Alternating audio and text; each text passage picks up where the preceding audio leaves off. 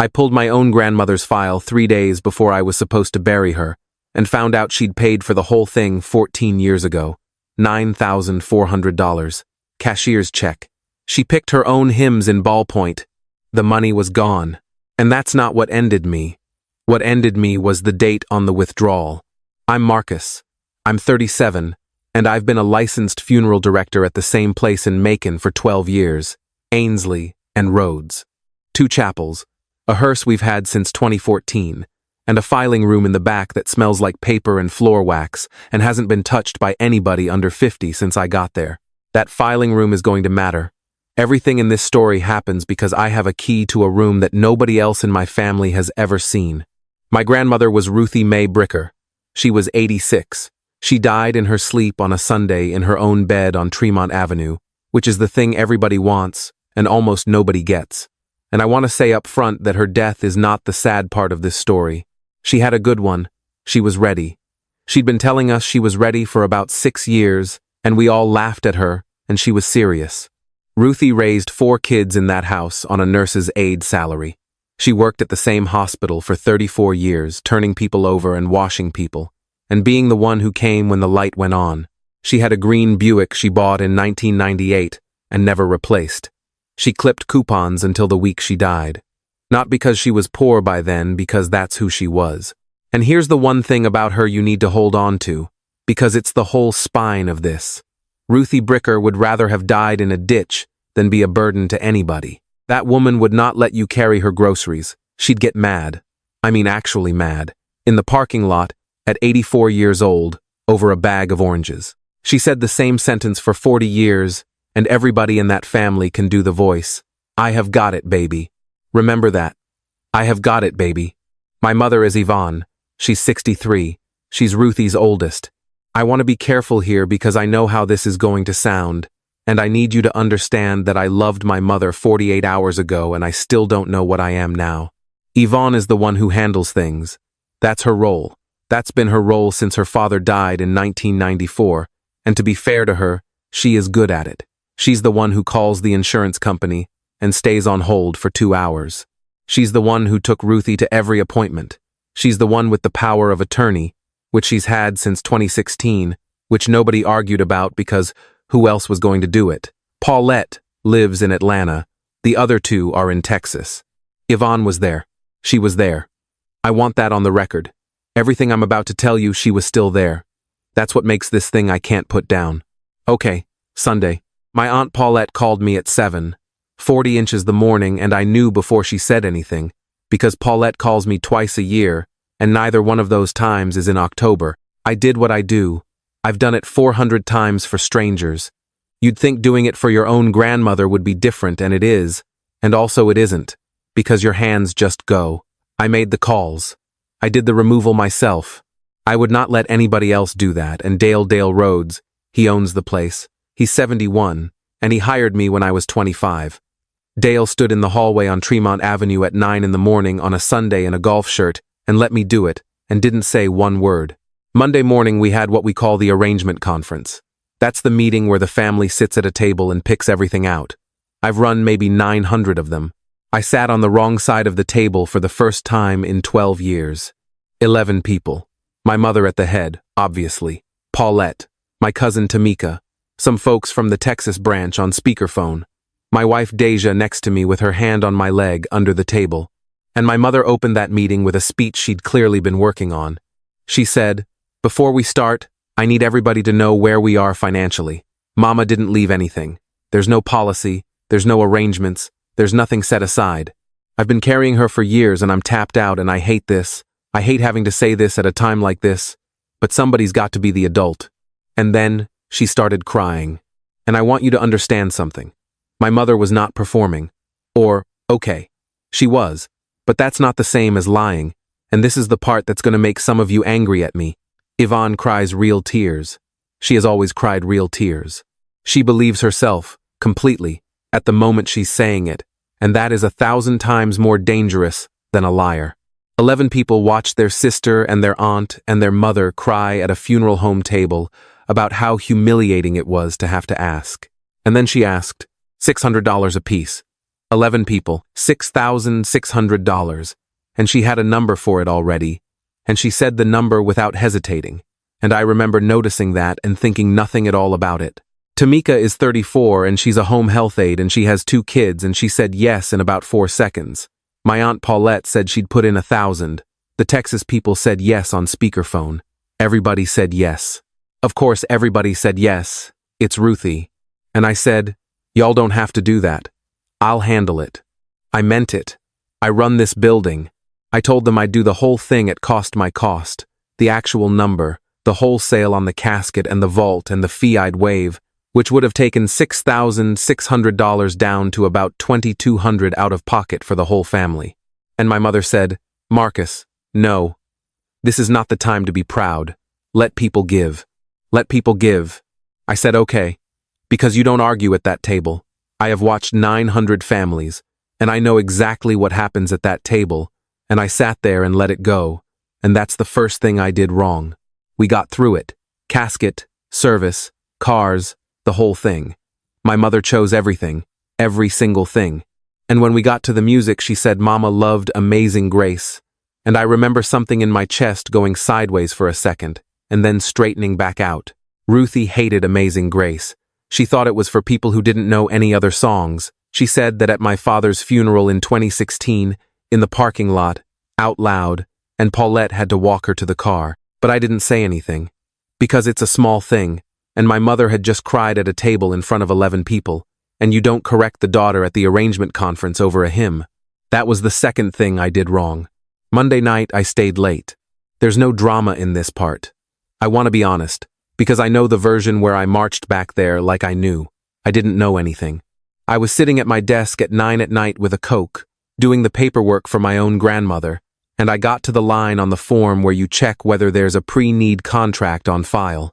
It's a box. It's item 11. You check yes or no. It takes half a second. And I sat there with the pen and I thought, I should just look, because that's the job. You always look. You look even when the family says there's nothing, because families are wrong about this constantly. Aunt somebody set up a policy in 1988 and never told a soul. It happens twice a year, and if you don't check it, you find out at the graveside and it's a whole thing. So I went in the back. The filing room at Ainsley and Rhodes is one of the last rooms on Earth where everything is still on paper. Dale won't scan it. He's been saying he'll scan it since 2009. 4 walls of legal-sized drawers and a step stool and a fluorescent light with a ballast that hums. B for Bricker. Second wall, 3rd drawer. It took 11 seconds. There's a file. It's an inch thick.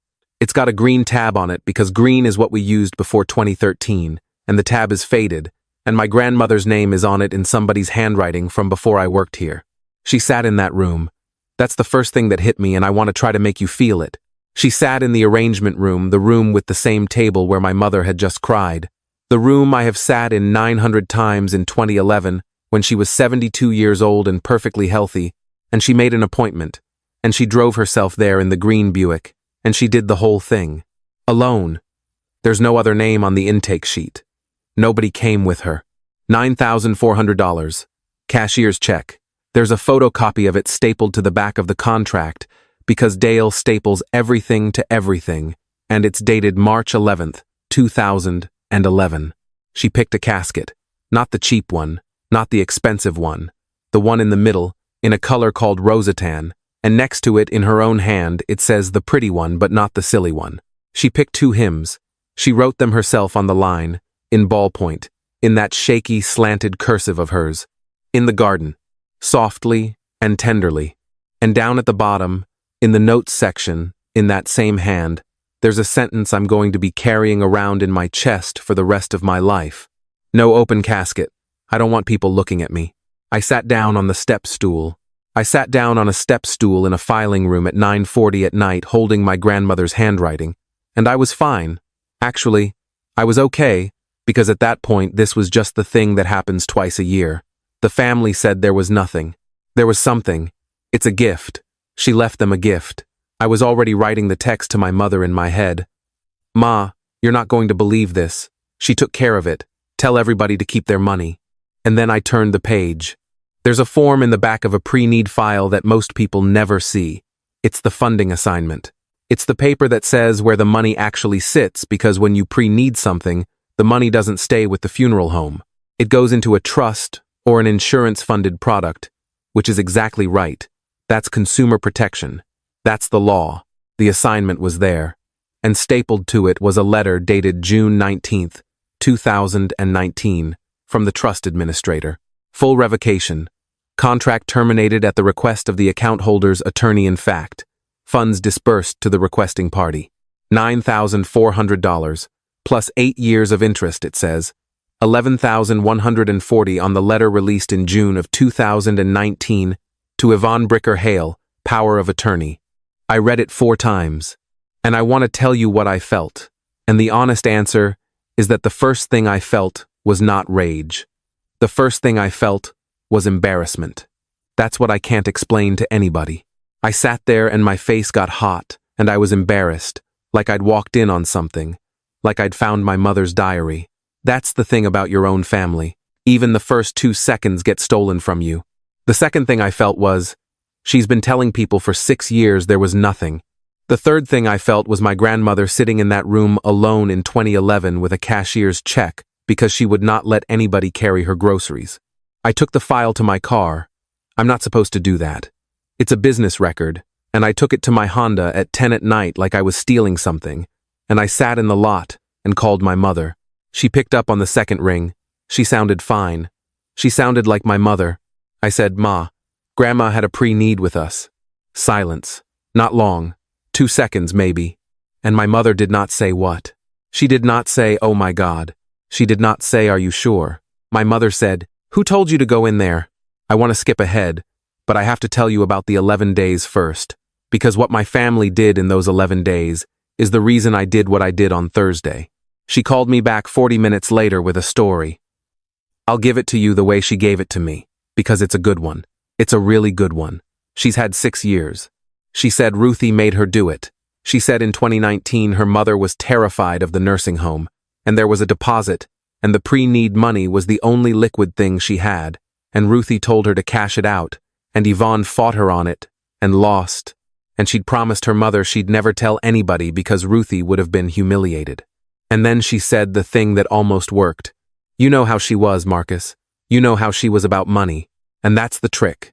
That's the entire trick.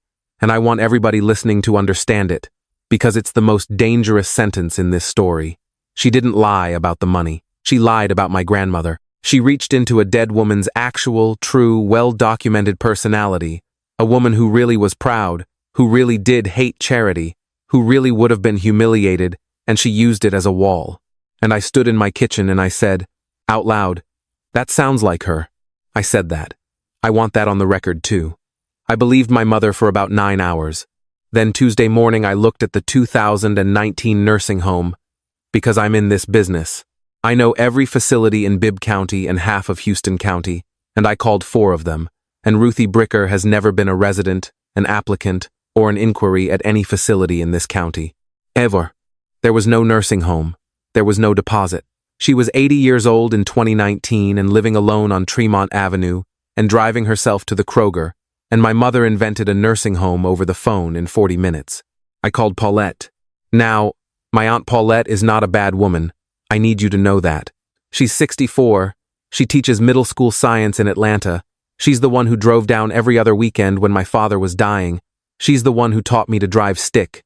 And Paulette said, "Baby, don't." I said, "Aunt Paulette, there was no nursing home. I called them. All of them." And Paulette said, "Marcus, your mama has been down here by herself with that woman for 15 years. 15 years. You don't know what that costs. Whatever she took, she earned it. She earned it." I sat in my truck outside a Waffle House on Eisenhower, and I let that go all the way through me. I said, "Then why is she taking $600 from Tamika?" And Paulette didn't say anything for a while. And then she said, "That's between her and Tamika. That's when the family stopped being a family to me and started being a machine. That's the honest moment. It wasn't the money. It was a school teacher I love telling me that a woman who makes $15 an hour handing 600 of it to my mother for a funeral that was paid for in 2011 was between them. Tamika called me Wednesday. She'd heard. I don't know from who. And she said, in this small voice, "Marcus, is it true Grandma had something set aside? Because I gave Aunt Vonnie the 6. That was the kids' Christmas, honestly. But I wanted to, and I stood there with a phone against my head and I said, 'Let me look into it, baby.' I lied to my cousin. I want you to know I did that. I lied to Tomika because I did not have it in me to say the sentence out loud yet. So Wednesday night I went back into that filing room, and I did the thing I'd been avoiding for 2 days, which was, I looked at the whole file, not the parts I needed, all of it. And that's where it stopped being about money. Okay, this is the part I've started typing 4 times. Here's what I need you to understand about the funding assignment letter. It has a date on it. June 19th, 2019. I'd read that date maybe 15 times by Wednesday night. It was just a date. It was a number in a box. Your brain does not do anything with a number in a box. And then I was sitting at my desk with the letter next to my laptop, and my laptop had my calendar open because I was checking Thursday's schedule for the service, and it was open to June, because I'd scrolled back to check something else entirely, and I looked at the screen, and then I looked at the paper, and then I looked at the screen again. Deja and I got married on June 22nd, 2019. 3 days. The trust released $11,140 to my mother 3 days before my wedding. I sat there for a long time, long enough that the motion light in the hallway went off. And then I want you to understand what I did next, because I did not want to do it. I have never wanted to not do something more in my life. I got up and I drove home, and I got the folder out of the closet in the spare room. Deja keeps everything. She's got the invitations, the receipts, the deposit confirmations, the whole thing in one of those accordion folders with the elastic string, because she's the kind of person who does that, and thank God. Our wedding cost $26,000. It was not a fancy wedding. We had 140 people at a venue out toward Forsyth with a barn and a field and a bar. And my mother paid for a chunk of it, about $11,000 of it actually. The venue balance, the bar, and the band. I've known that number for 6 years. I've said thank you for that number at every holiday for 6 years. And I've known where it came from for 6 years too, because she told me. She told me at my rehearsal dinner, in front of people, with a glass in her hand. She said, Curtis would have wanted his son to have a real wedding. My father's life insurance. My father, Curtis Hale, died in November of 2016. He worked at a distribution center for 19 years. And I was told at the funeral, I was told at Christmas, I was told the week before my wedding with a glass raised that there was a small policy, and that Yvonne had held on to it, and that she was using it to give me the day my father didn't get to see. I have said the sentence my dad paid for my wedding to probably 50 people. I said it in my toast. There's video of me saying it. I sat on the floor of my spare room at 1 in the morning with an accordion folder, and I called the company. Now you can't just call an insurance company about a dead man, but I am a licensed funeral director, and I do this for other people's families every single week, and I know exactly which department to ask for. And I had a certified death certificate in my hand, because I had ordered 11 of my grandmothers, and I have a whole drawer of my father's from 2016. It took 9 days and 2 forms. Curtis Hale had no life insurance policy, not lapsed, not cashed out, not paid to a different beneficiary. None. Never. There was never a policy. My father worked 19 years at that distribution center, and he declined the supplemental coverage every year because it was $14 a paycheck, and he was cheap, and that is the most Curtis Hale thing that has ever been true. And I laughed out loud in my truck when the lady told me, and then I sat there and I did not laugh. So let me lay it out, because I've had to lay it out for myself about 200 times since. In March of 2011, my grandmother drove herself to my future workplace and gave them $9,400 so that nobody would ever have to put a hand in their pocket for her. She picked a casket that wasn't silly. She wrote down 2 hymns. She said, "Don't let people look at me." In June of 2019, my mother revoked that contract and took $11,140, and 3 days later, 140 people danced in a barn in Forsyth, Georgia, and I gave a toast about my father. My grandmother sat at table 4 at my wedding. She was 80. She wore a lilac dress. There is a photograph, framed, on the wall of my hallway, of Ruthie Mae Bricker holding my hand on that dance floor and laughing with her whole face. She paid for that. She didn't know she paid for that. And then, in October of this year, she died, and her own daughter sat at a table and cried and collected $600 apiece from 11 people for a funeral. My grandmother had already bought 14 years earlier. I want to tell you the thing that took the last piece of me, and then I'll tell you what I did. In that file, in the notes section at the bottom, under the part about the open casket, there's one more line. I didn't read it the first night. I read it Wednesday, at 11 at night, with a June calendar on my laptop. My grandmother wrote, "Do not let Yvonne pay for any of this. She has not got it, and she will not say so." She was protecting her. In 2011, sitting alone in that room, my grandmother's last instruction was to protect her oldest daughter's dignity from a bill that would never come. And I sat in that chair, and I understood that I was holding the only piece of paper in the world where those two women are both telling the truth about each other at the same time, and one of them is dead, and the funeral is in 14 hours. I did not go to my mother's house. I did not scream at anybody. I want to be honest that I thought about it for about 6 hours, and what stopped me was not being a good person. It was Thursday. It was that I had a service to run. Here's what I did. At 6 in the morning on Thursday, I went in, and I made 12 copies of 2 pages. Page 1 was the contract, her handwriting, the hymns, the casket, I don't want people looking at me, and the note about Yvonne. Page 2 was the revocation letter with the date and the amount and my mother's name on it. I did not put a note in. I didn't write one word. And then I did the service. I ran my grandmother's funeral. Full house, 200 people, because Ruthie worked at that hospital for 34 years and half of Macon came. I stood at the back in a black suit and did my job, and my mother sat in the front row in the family section and cried, and people touched her shoulder on the way past, and I let all of it happen. And I made exactly one change, and I made it myself, and I did not tell anybody. The program said Amazing Grace. We sang In the Garden, and then we sang softly and tenderly. I called the organist Wednesday night at 10:30, and I told her we were changing it, and Miss Ella, who has played at that chapel since 1991, said, "Baby, is everything all right?" And I said, "Miss Ella, my grandmother wrote down what she wanted." The casket was closed. My mother turned around in that front pew when the first note of In the Garden started. I watched her do it. She turned all the way around and found me at the back and looked at me for maybe 2 seconds. And I looked back at her. That was the whole confrontation. That's it. 2 seconds across a chapel with 200 people in it, and neither one of us said a word, and I think about it every night. The 12 copies went out after, not at the funeral. I want to say that clearly, because a lot of you are going to ask, and Paulette has already asked.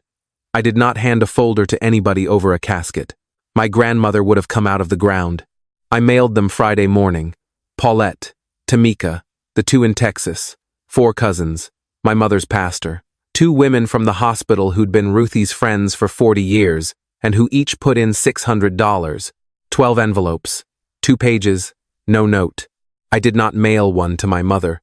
Tamika called me Saturday at 6, 15 inches the morning, and she was so far past crying that she was just breathing into the phone, and when she finally got a sentence out, it wasn't about her $600. It was, "Marcus, is this Grandma's writing?" I said yes.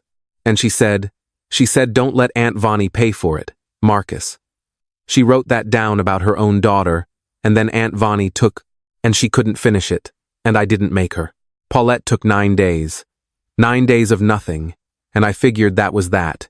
And then she called on a Monday night, and she didn't say hello. She said, "I have read this 11 times. I said, "Okay." And she said, "I told you she earned it." And I said, "I know." And Paulette said, "I said that to you outside a Waffle House."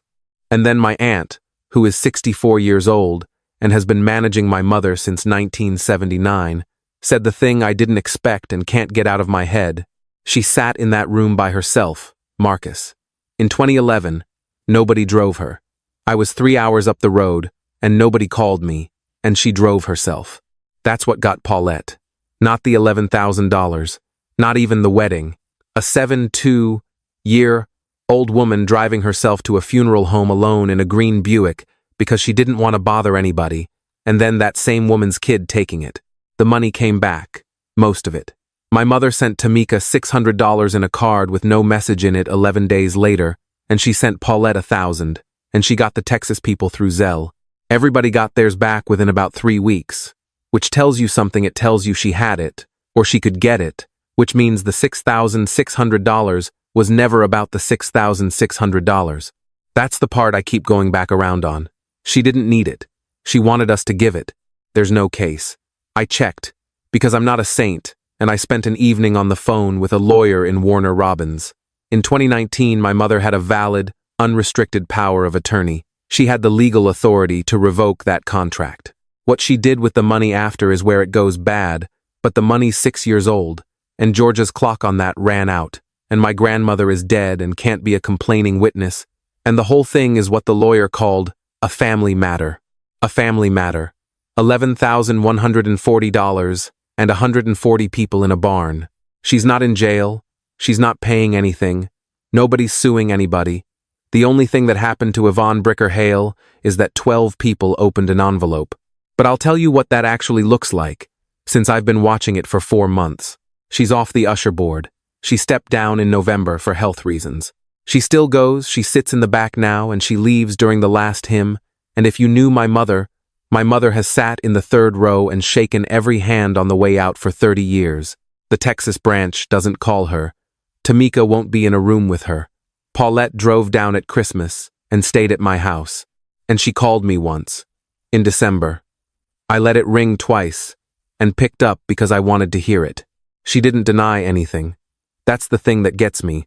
I had a whole speech, and she didn't even try. She knew I had the file. She'd known since the second I called her from the parking lot, which is why the first thing out of her mouth that night was, "Who told you to go in there?" Because that's a woman checking a door. She said, "You want me to say I'm sorry? I'm not going to say that." I said, "Okay." And she said, "That was my mother, not yours, mine. I did 15 years, Marcus. 15 years of doctors and pharmacies and her calling me at 2 in the morning because she heard something. And I gave my son a wedding with it. A wedding she came to. She was there. She danced. Tell me what she lost. Tell me what she lost." And then she said the one that actually did it. The one I can't answer. And I'm putting it here because I want you to try. You were happy that day. You were the happiest I ever saw you. Are you going to give that back now? Can you? I hung up. We haven't spoken since. That was December. Here's where I am. Deja wants the picture off the hallway wall. The one of Grandma in the lilac dress on the dance floor. She says it's not the picture's fault, and she also can't walk past it. And I understand both of those, and it's still up, and I don't know why. There's a bill I paid. That's the small thing that nobody asks about. $2,200, the actual cost of burying my grandmother once I put everybody's $600 back. I paid it myself out of our savings, and I didn't tell anybody I did that, including Deja, for about 6 weeks. And when I told her, she just looked at me for a long time and said, "Okay." I ordered a headstone. It went in last month. It says her name and the dates, and it says I have got it, baby, and the man at the monument company asked me 3 separate times if I was sure. I go out there more than I should. And the thing I actually can't do, the reason I'm typing this at 2 in the morning instead of sleeping, there's a receipt in that file. The cashier's check, March 11th, 2011, photocopied and stapled to the back of the contract, and there's a teller's stamp on it from a bank branch on Vineville Avenue that closed in 2016. She stood at a window on Vineville Avenue and had them cut a check for $9,400. That's not a wire. That's not a card. You have to stand there. Somebody counted it out. She saved that. A nurse's aide, 34 years, coupons. So she wouldn't be a burden. And my mother is 63 years old, and she is alone in a house right now, and she has lost every single person in that family except me, and I'm the one holding the paper, and she's not sorry, and she's also not lying about the 15 years. She did do the 15 years. That's real. Nobody else did it. I didn't do it. I lived 20 minutes away, and I saw my grandmother maybe once a month, and I told myself I was busy. So read it. Was I wrong to mail 12 envelopes instead of saying it to my mother's face? And the one I actually need help with, she asked if I'd give the day back. My wedding. The best day of my life. The one my grandmother danced at. Paid for with the money my grandmother saved, so she'd never have to ask anybody for anything. Would you give it back? Could you? And the last one, and this is the one that's got me at 2 in the morning. My mother did 15 years nobody else was willing to do, and she stole $11,000 from a woman who wrote down, "Don't let Yvonne pay for this," to protect her. Both of those are true. What am I supposed to do with a mother where both of those are true?